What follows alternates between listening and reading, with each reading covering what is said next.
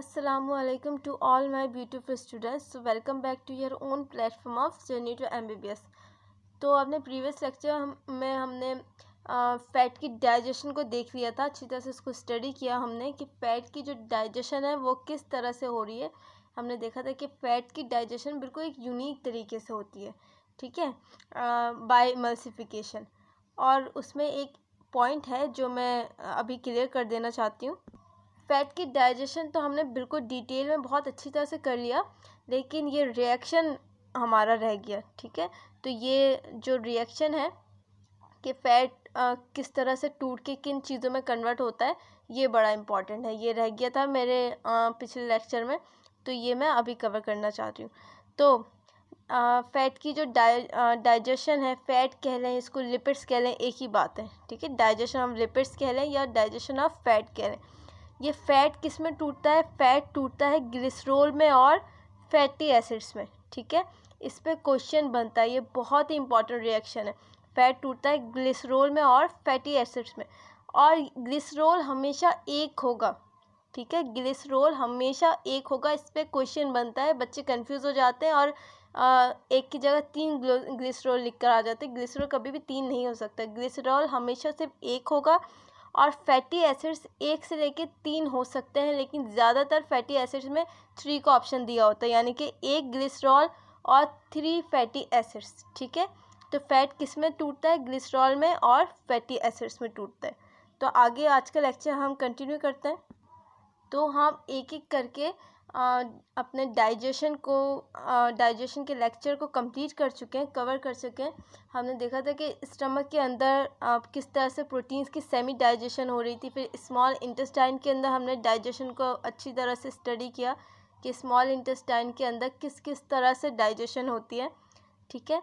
हमने nucleic acid की digestion को देखा, फैट की डाइजेशन को देखा, ठीक है। तो अब हमारा जो लेक्चर स्टार्ट होने जा रहा है, ये क्या है? एब्जॉर्प्शन। अब हम 1 बाय 1 हर चीज़ की एब्जॉर्प्शन देखेंगे। ग्लूकोज की एब्जॉर्प्शन देखेंगे, ठीक है। सोडियम की एब्जॉर्प्शन देखेंगे, हम फैट की एब्जॉर्प्शन देखेंगे, वाटर की एब्जॉर्प्शन देखेंगे, ठीक है। तो 1 बाय 1 हम एब्जॉर्प्शन को अभी कवर करेंगे। तो सबसे पहले आज का हमारा टॉपिक है एब्जॉर्प्शन ऑफ फूड, ठीक है। फूड की एब्जॉर्प्शन कहाँ कहाँ होती है, ये हम रैंडमली इस तरह से पढ़ लेंगे, फिर हम डिटेल में भी कुछ कवर करेंगे, ठीक है। तो सबसे पहले ये जो एब्जॉर्प्शन होती है वो कहाँ से होती है? गट से ब्लड में, ठीक है। एब्जॉर्प्शन कहाँ पे होती है? गट से ब्लड में एब्जॉर्प्शन होती है। और किस में होती है? सिंपल मॉलिक्यूल्स की एब्जॉर्प्शन होती है। ये क्या किया जाता है? ये ट्रांसपोर्ट किया जाता है इनटू ब्लड। ये शायद नज़र नहीं आ रहा होगा।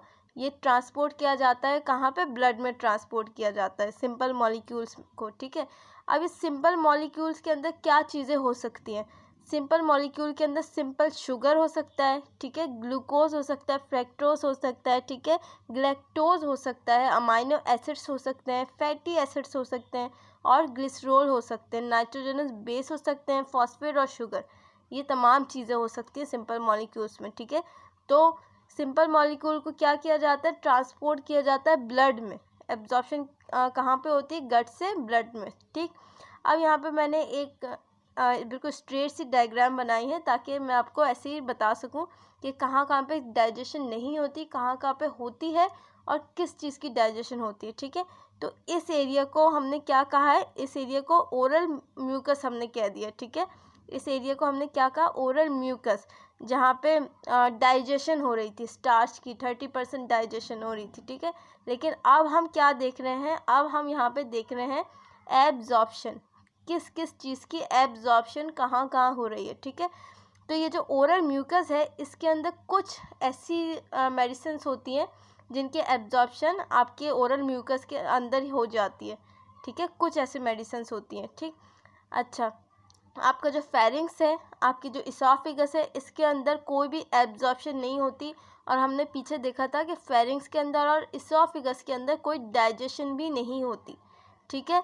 अब बात करते हैं हम स्टमक की। स्टमक के अंदर जो एब्जॉर्प्शन हो रही है, किसकी हो रही है? अल्कोहल की हो रही है, कुछ ड्रग्स की होगी यहाँ पे, ठीक है, वाटर की होगी और आयरन की होगी। अब आपके दिमाग में कहीं ये ना आ रहा हो कि हमने तो पहले पढ़ा था कि स्टमक के अंदर जो प्रोटीन्स है उसकी डाइजेशन होती है, यहाँ पे तो प्रोटीन है ही नहीं। तो मैं फिर से क्लियर कर दूँ, प्रोटीन्स की स्टमक में डाइजेशन हो रही थी, डाइजेशन, ठीक है।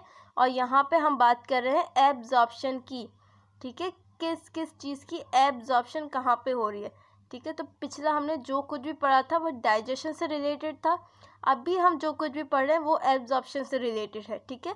तो स्टमक के अंदर अल्कोहल की, ड्रग्स की, वाटर की और आयरन की एब्जॉर्प्शन हो जाएगी, ठीक है।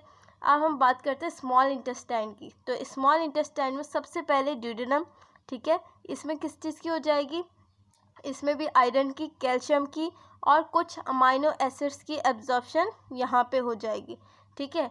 अब जो स्मॉल इंटेस्टाइन का पार्ट है दूसरा, ज्यूजेनम, यहाँ पे मैक्सिमम एब्जॉर्प्शन होती है ज्यूजेनम के अंदर, ठीक है। ज्यूजेनम के अंदर मैक्सिमम एब्जॉर्प्शन होती है, ठीक है। अब यहाँ पे देखते हैं कि किन किन चीज़ों की एब्जॉर्प्शन हो जाएगी। यहाँ पे सिंपल शुगर की एब्जॉर्प्शन होगी, वाटर की होगी, वाइटामिन्स की होगी, ग्लिसरॉल की होगी, फैटी एसिड्स की होगी, बायोसॉल्ट्स की होगी, ठीक है। सबसे ज़्यादा एब्जॉर्प्शन ज्यूजेनम के अंदर होने वाली है, ठीक है।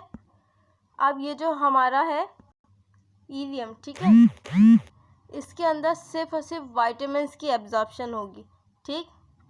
अब चलते हैं लार्ज इंटेस्टाइन की तरफ, ठीक है। अब लार्ज इंटेस्टाइन का जो पहला पार्ट है सीकम, सीकम के अंदर किसी की भी चीज़ की एब्जॉर्प्शन नहीं होगी, ठीक है। जो दूसरा पार्ट है कोलोन, कोलोन के अंदर वाटर की एब्जॉर्प्शन होगी, मिनरल्स की एब्जॉर्प्शन होगी और कुछ इलेक्ट्रोलाइट्स की भी एब्जॉर्प्शन होगी यहाँ पे, और विटामिन की भी एब्जॉर्प्शन होगी, विटामिन बी, विटामिन 6, विटामिन के और विटामिन 12, ठीक है।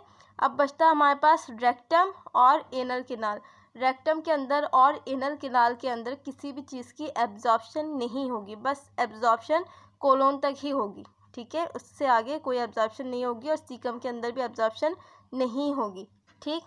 तो अगर हम देखें शुरू से तो हमारे पास फेरिंग्स है, इसोफिगस है, सीकम है, रेक्टम है और एनल कैनाल है, जिनके अंदर कोई भी एब्जॉर्प्शन नहीं होती है।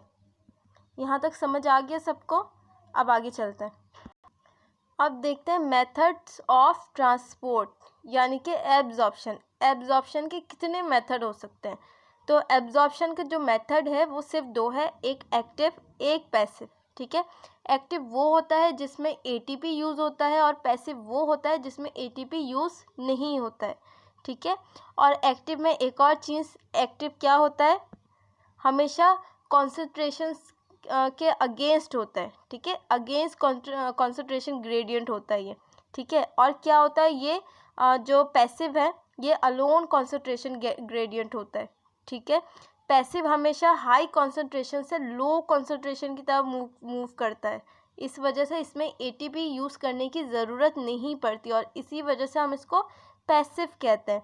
और एक्टिव में क्या होता है, हमेशा लो कॉन्सेंट्रेशन से हाई कॉन्सेंट्रेशन की तरफ ले जाया जाता है, जिसमें एटीपी यूज़ होगी। जाहिर सी बात है कि अगर आपने पानी को नीचे से ऊपर तक चढ़ाना है तो उसमें एनर्जी तो यूज़ होगी ना आपकी, और अगर ऊपर से पानी को नीचे तक ले जाना है तो उसमें एनर्जी आपकी इतनी यूज़ नहीं होगी, ठीक है। अगर ऊपर से आपने पानी को नीचे की तरफ फेंकना है तो उसमें तो कोई एनर्जी यूज़ नहीं हो रही ना, ठीक है। तो वो क्या है, जिसमें एनर्जी यूज़ नहीं होती, जिसमें एटीपी यूज़ नहीं होता, वो पैसिव है।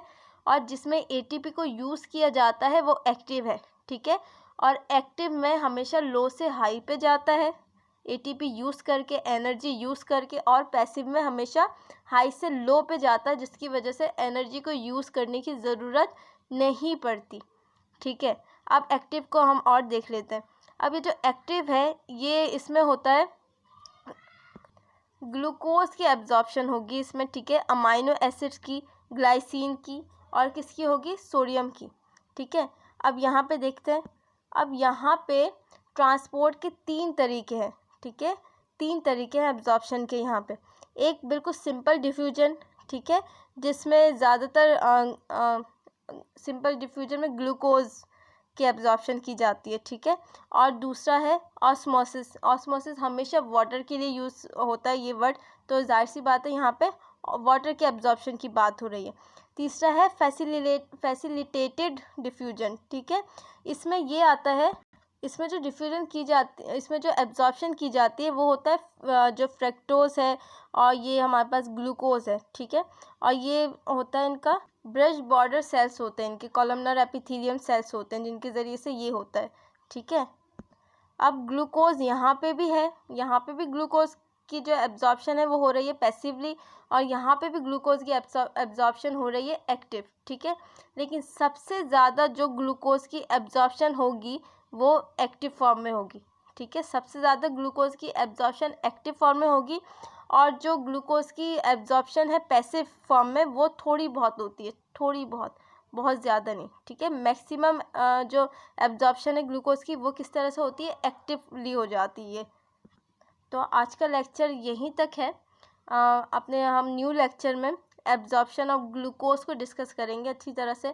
यहाँ तक जो मैंने आपको समझाया है, उम्मीद है कि आपको ये समझ में आया होगा, लेक्चर अच्छा लगा होगा। अगर आपको समझ में आया हो तो इस वीडियो को लाइक किया करें, इसको शेयर किया करें और इस चैनल को सब्सक्राइब किया करें।